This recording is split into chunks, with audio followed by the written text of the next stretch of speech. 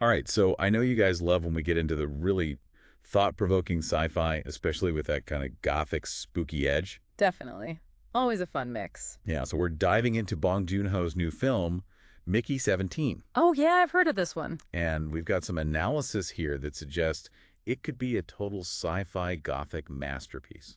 What do you think? Well, just going off the premise, it seems promising, right? Mhm. We've got Mickey, this disposable worker Yeah, who gets cloned every time he dies.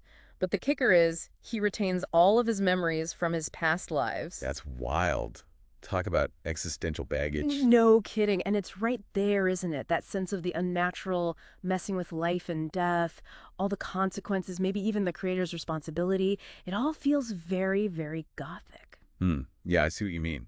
Almost like a modern-day Frankenstein, but with a sci-fi twist. Totally. And I think that's where things get really interesting. Okay, so let's break this down. Hmm. How does Mickey 17 actually connect with these classic Gothic elements? Well, look at the Frankenstein parallel. You've got this being created, not born naturally, and he's carrying the weight of all these past lives, all those deaths. Whoa. So you're immediately tapping into those big Gothic themes. What is the nature of life? Yeah. What happens after death? And then, of course, we have the whole creator playing God thing, which is a classic Gothic trope. Right, right. So, like, if we're putting ourselves in Mickey's shoes for a second, Yeah, imagine waking up as a clone and remembering all those deaths. it mess you up. It'd be terrifying. And Yeah. then there's the whole doppelgänger thing, right? Like, Mickey's constantly running into versions of himself. Yeah, classic Gothic horror right there. And it's interesting because it goes beyond just the spooky factor. So it's not just like a jump scare. Right, exactly. Yeah. It makes you question identity.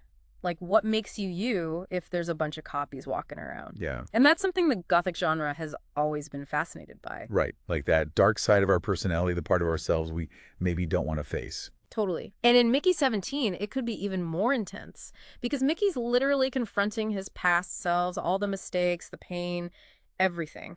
So we've got these clear Gothic elements, but is there anything else that could push Mickey 17 fully into the sci-fi Gothic category? Oh, there's definitely more. I think the atmosphere is going to play a huge role. Okay, how so? Well, think about films like Blade Runner. Okay, yeah. They use futuristic settings, but there's also this undercurrent of unease, of dread. Yeah, like the neon lights reflecting off the rain. Exactly. And Bong Joon-ho is a master at creating those kinds of visually striking, emotionally charged atmospheres. That's true. He has a way of making you feel the character's anxieties like it's almost palpable. Right. So in Mickey 17, I think he could really lean into that. Like, imagine those sterile cloning facilities, but with something sinister lurking beneath the surface. Oh, I get it. It's like the setting itself becomes another character, reflecting the themes of the film. Yeah, and then you combine that with Mickey's internal struggle. Right? The psychological horror of it all. Imagine dying over and over, remembering every gruesome detail. Bong Joon-ho could really get inside Mickey's head and explore that psychological toll. I'm starting to see why people are calling this a potential sci-fi Gothic masterpiece. What do you think, for the audience, what makes this mashup so captivating? Well, for one, it's fresh. You're taking familiar elements from both genres and combining them in a new way. Yeah, there's like a new flavor, right? Yeah. You recognize the ingredients, but it's something you haven't tasted before. Exactly. And then there's the fact that both sci-fi and Gothic horror tap into our deepest fears and anxieties. Okay, I'm with you. Sci-fi makes us question the future, the role of technology, what it means to be human. And Gothic horror. Gothic horror delves into our darker impulses, the things we try to repress. So when you combine those two, you're hitting on some really primal stuff. I see. So it's like Mickey 17 could be a funhouse mirror reflecting back these anxieties we all have.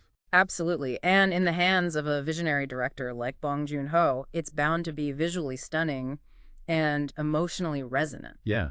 And he always has that social commentary woven in there, too. Right. He's not afraid to tackle big issues. So who knows? Maybe Mickey 17 will make us question the ethics of cloning or how we treat disposable workers. Yeah, like pushing us to think about those consequences. Exactly. Okay, so we've covered a lot of ground here, and it seems like Mickey 17 has the potential to be a real game changer. Absolutely. But here's a final question for everyone listening.